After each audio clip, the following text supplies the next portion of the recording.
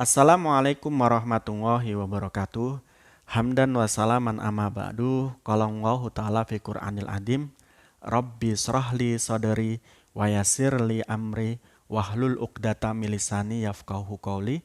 Subhanaka la ilma lana illa ma 'allamtana innaka antal alimul hakim.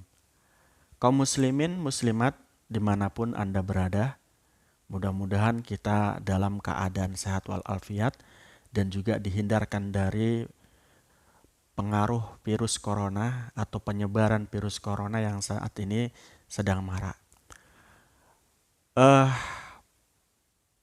Kaum muslimin dan muslimat, di masyarakat kita menyebar dan tersebar permasalahan-permasalahan agama, salah satunya adalah bagaimana hukum daripada menghormat bendera.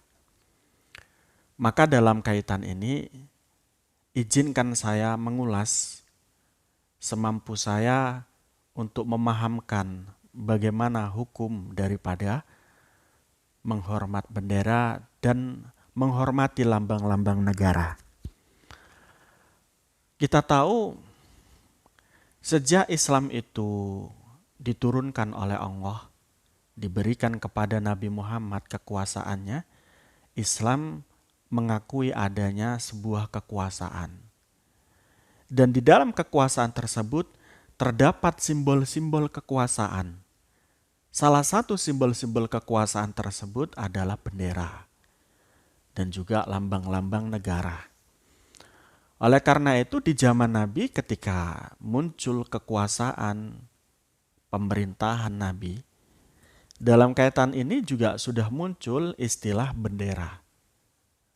Nah, bagaimana Nabi memberlakukan bendera ini? Tentunya Nabi menghormati simbol ini. Begitu juga para sahabat. Terbukti beberapa peristiwa Nabi mengangkat dan para sahabat mengangkat tinggi-tinggi bendera yang mereka bawa.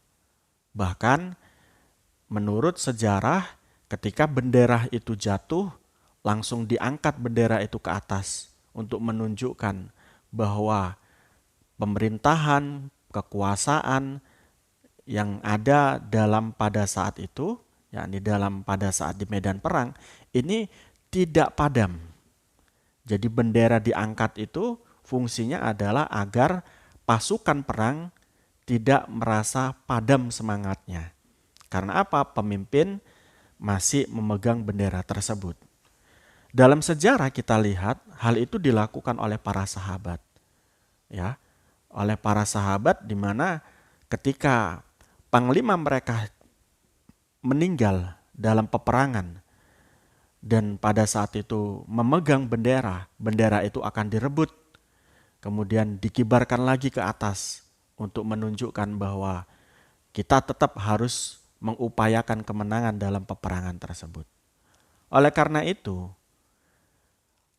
kita bisa lihat dan bisa kita kiaskan, menghormat bendera itu sama dengan apa yang dilakukan oleh para sahabat pada saat itu. Di dalam Islam juga mengakui simbol-simbol selain juga bendera. Ada Ka'bah. Di Ka'bah itu terdapat di sisi Ka'bah itu terdapat Hajar Aswad. Setiap orang yang berhaji ketika mereka berada di Makkah, berada di dekat Ka'bah, mereka mengupayakan untuk memegang dan mencium Hajar Aswad tersebut. Kenapa demikian? Karena hal tersebut adalah ajaran Nabi untuk kita menghormati apa yang disebut dengan simbol-simbol agama. Simbol agama Islam adalah Ka'bah. Di dalam Ka'bah ada Hajar Aswad. Dan dalam kaitan ini untuk menghormati Hajar Aswad atau menghormati simbol-simbol tersebut, itu diciumlah Hajar Aswad ini. Dan bahkan kalau kita lihat sejarah, Abu Bakar As-Siddiq, Sayyidina Abu Bakar As-Siddiq itu mengatakan, andai kata Hajar Aswad ini tidak pernah dicium oleh Nabi, niscaya aku tidak akan mencium Hajar Aswad ini. Ini bukti bahwa mencium Hajar Aswad tidaklah syirik. Mengangkat bendera tidaklah syirik. Begitu juga menghormat bendera bukanlah syirik, tapi untuk mewujudkan, menampakkan kecintaan kita terhadap apa yang menjadi milik lambang ini. Jika negara yang memiliki lambang bendera, maka untuk mewujudkan kecintaan negara, kita harus menghormati lambang negara tersebut. Kalau agama Islam memiliki Ka'bah, untuk menghormati Islam, hendaknya kita mencium Hajar Aswad. Dengan demikian, ketika kita mencium Hajar Aswad, menghormati Islam, ketika kita menghormati Islam, kita menghormati Allah yang menciptakan apa yang ada dalam simbol-simbol Islam itu. Oleh karena itu, naif sekali jika menghormat bendera kita katakan sebagai satu kemusyrikan. Tidak ada kemusyrikan. Karena apa? Karena kita menghormati. Karena kita mencintai. Bentuk kecintaan kita itu diwujudkan dalam bentuk hormat dan mencium bendera tersebut. Hal ini sama ya dengan mengungkapkan kecintaan kita kepada Islam dengan mencium Hajar Aswad dan mengangkat tinggi panji-panji Islam atau bendera Islam dalam pada saat itu yang dilakukan oleh para sahabat dan Nabi. Nah, tapi ada juga kelompok yang mengharamkan menghormat bendera. Dalam kaitan ini mereka menyuplik dan mengambil daripada putusan fatwa Lajna Ad-Dimmah, di mana dalam fatwa tersebut itu mengatakan la tajuzu tahiyatul ilm bal huwa bid'atun muhaddatsatun. Dalam fatwa ini dikatakan tidak diperkenankan menghormati lambang atau bendera. Karena menghormati lambang atau bendera negara itu adalah bid'ah muhaddatsah, bid'ah yang dibuat-buat. Kita lihat di sini tentu sangat-sangat tidak relevan dengan apa yang kita lakukan dan apa yang kita niatkan dalam pada saat kita menghormat bendera. Nah, menurut mereka yang mengikuti fatwa ini, ketika seseorang mengatakan menghormati bendera ini adalah tujuan untuk melakukan ibadah, maka ini tidak diragukan lagi adalah kesyirikan. Jadi mereka mengarahkan bahwa menghormat bendera adalah satu ibadah. Bukan. Menghormat bendera itu bukan ibadah yang mahdoh. Ya. Dia adalah satu perwujudan untuk kecintaan, bukan ibadah.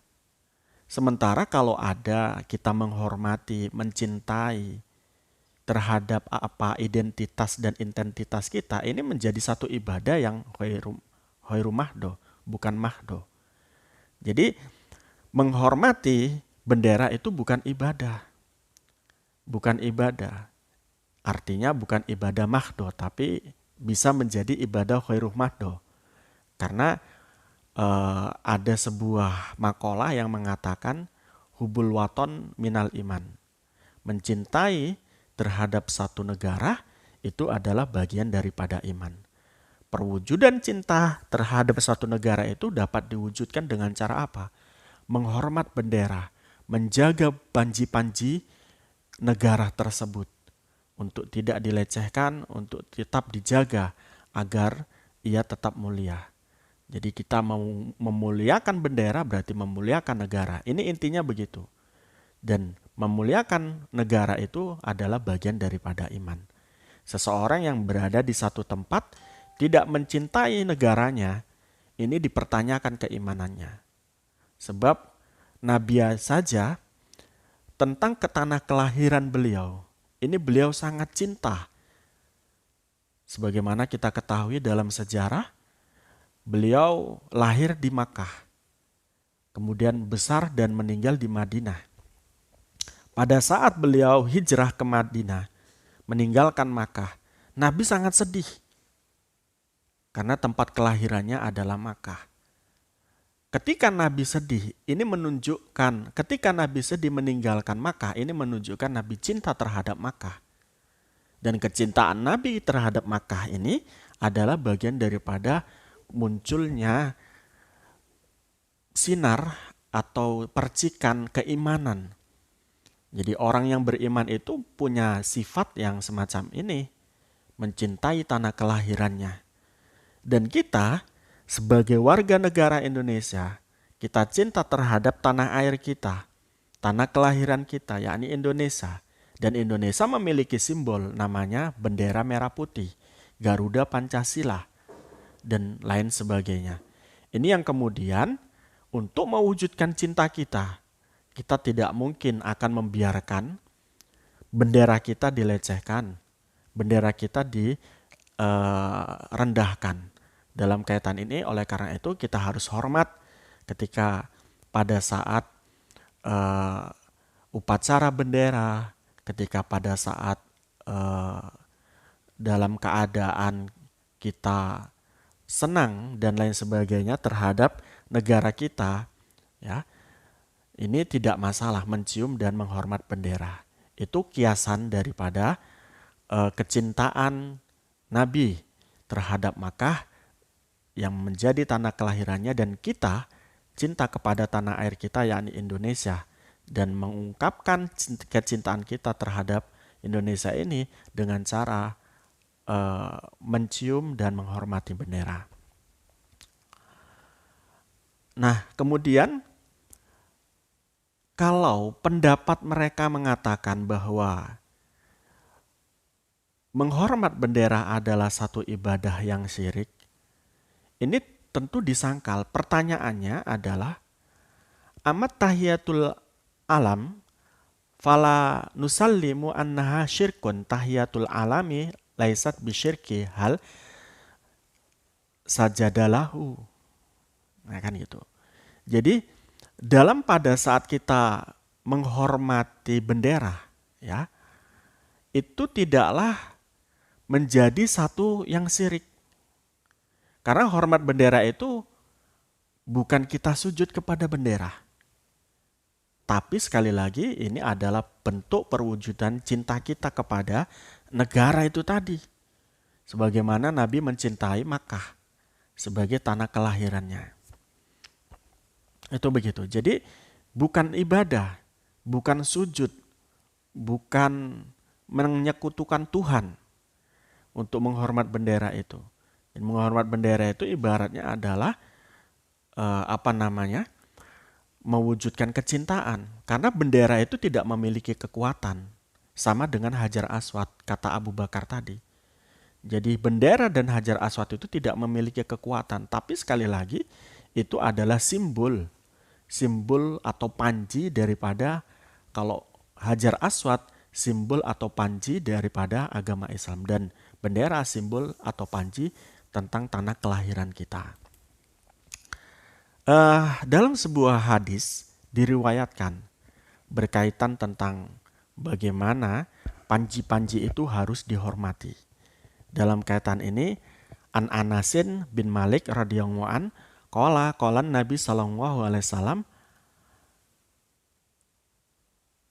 ahdur rawayah Zaidan fa'asiba thumma akhodaha Ja'far fa'asoba thumma akhodaha Abdullah bin Rawaha fa'asoba wa inni ainar Rasulullah sallallahu alaihi wasallam litadaro fa'in thamma akhodaha Khalid bin Walid min khairi imaratin fafatahalahu. Ini yang saya katakan tadi, bahwa di dalam Islam sendiri itu sangat menghormati bendera. Dalam kaitan ini terekam dalam hadis ini. Jadi hadis ini menceritakan tentang bagaimana para sahabat itu menghormati bendera. Sehingga pada saatnya mereka, ketika salah satu mereka daripada mereka gugur di medan perang dan bendera itu di tangan yang gugur ini, sahabat yang lain melihat orang yang gugur ini atau sahabat yang gugur ini memegang bendera, benderanya diambil, dipegang, kemudian berperang lagi, dan selanjutnya meninggal lagi dan diambil lagi oleh sahabat yang lain, dipegang lagi bendera. Itu begitu. Dalam kaitan ini lebih tegasnya panji perang dipegang oleh Zaid, yakni bendera dipegang oleh Zaid. Lalu Zaid gugur. Panji perang kemudian diambil oleh Ja'far bin Abi Thalib. Kemudian Ja'far bin Abi Thalib itu juga gugur, meninggal. Kemudian panji diraih oleh Abdullah bin Rawaha. Ia pun gugur. Ya. Kemudian panji perang diambil oleh Khalid bin Walid dengan inisiatifnya. Ia maju menghantam pasukan musuh hingga mereka takluk di tangannya. Jadi ini dari Zaid, kemudian ke Ja'far, kemudian ke Abdullah bin Rawaha. Ini panji atau bendera itu dioper-oper ketika mereka meninggal di medan perang. Jadi Zaid adalah pemegang bendera ketika beliau meninggal, diambil oleh Ja'far bin Abi Thalib. Ketika Ja'far bin Abi Thalib meninggal, diambil oleh Abdullah bin Rawaha, terakhir ke Khalid bin Walid. Ini adalah apa? Fungsi daripada panji itu sendiri. Jadi panji yang kita hormati itu adalah untuk mengobarkan semangat juang pada saat di medan perang. Nah, kalau kita tidak dalam keadaan perang, tentu sifat patriotisme dan sifat patriotisme dan juga ini harus kita ungkapkan melalui apa? Melalui hormat bendera, walaupun pada saat itu kita tidak perang, ya kan? Ini begitu. Jadi inilah yang terekam di dalam hadis atau Islam, bagaimana kita menghormati panji-panji sebuah negara, panji-panji daripada sebuah kelompok, panji-panji daripada sebuah agama, yakni agama Islam itu sendiri. Dalam sebuah hadis yang lain disebutkan, wa kana Nabi sallallahu alaihi wasallam fi mukhaziyah yudafiu ila ra'si kala kullu qabilatan liwa qabilatan kullun ya kullu ra'sun ya ila ra'sin kullun qabilatun liwa yuqatiluna tahtahu. Rasul dalam sejumlah peperangannya memberikan panji-panji kepada setiap pemimpin atau kabilah atau kelompok. Di bawah panji itu mereka berperang membela keadilan dan kedaulatan. Jadi bendera itu saya katakan tadi sudah ada sejak zaman Rasul. Bahkan Rasul dalam kaitan hadis yang kita baca tadi itu memberikan bendera kepada kompi atau kelompok-kelompok dari pasukan perang yang diutus oleh Nabi untuk melakukan perang. Nah, dalam kaitan ini tentu kita sadar bahwa perilaku menghormati dan memiliki bendera itu tidaklah bertentangan dengan syariat karena karena tidak ada kesyirikan di dalam menghormati dan memiliki bendera tersebut. Nah, dalam sebuah hadis yang kita sering tahu di dalam hukum Islam, bahwa segala sesuatu itu telah ditetapkan halal dan haramnya. Sehingga yang halal akan tetap halal, yang haram tetap akan menjadi haram. Sementara yang tidak dijelaskan tentu akan menjadi boleh. Dalam kaitan ini, menghormat bendera itu tidak diterangkan oleh ajaran agama halal atau haramnya. Sehingga menghormat bendera ini jika tidak syirik, tidak menyekutukan Allah, tetap akan mubah hukumnya atau boleh hukumnya. Nabi mengatakan al-halalu ma'ahalallah. Sesuatu yang halal telah dihalalkan oleh Allah. Wal haramu ma'haramallah. Sesuatu yang haram telah diharamkan oleh Allah. Wa ma sakata anhu. Tentang apa yang telah didiamkan oleh Allah. dengan Allah tidak mengatakan haram dan Allah tidak mengatakan halal, fahuwa mimma afa'anhu. Maka sesuatu yang didiamkan oleh Allah itu dengan Allah tidak mengatakan haram dan halal, maka itu adalah dima'fu oleh Allah. Ini yang kemudian menjadi dasar dari pemikiran kita untuk mengatakan bahwa menghormat bendera bukanlah sesuatu yang bentuknya syirik, sehingga tidak haram. Karena apa? Dia tidak dijelaskan oleh Allah tentang kehalalan dan keharamannya, maka dia dima'fu. Sebaliknya gitu ya, alasan-alasan mengharamkan menghormati bendera ini juga harus kita hilangkan pada saat kita menghormati bendera. Jadi kita katakan kepada bendera itu tidak ada kekuatan di dalam bendera itu. Pada saat kita menghormat bendera itu hanyalah untuk menghormati negara dan memunculkan rasa cinta kita terhadap negara. Ya, itu yang kemudian menjadi hukum diperbolehkannya menghormat bendera dengan alasan-alasan ini. Yakni apa itu? Alasan yang pertama adalah kita tidak syirik ketika kita menghormat bendera dengan niat bahwa bendera itu tidak memiliki daya dan upaya. Yang memiliki daya dan upaya adalah Allah Subhanahu wa Ta'ala. Demikian yang bisa saya sampaikan. Kurang lebihnya saya mohon maaf. Wallahu alam bisawab, wabillahi taufik walhidayah, waridho wal inayah. Assalamualaikum warahmatullahi wabarakatuh.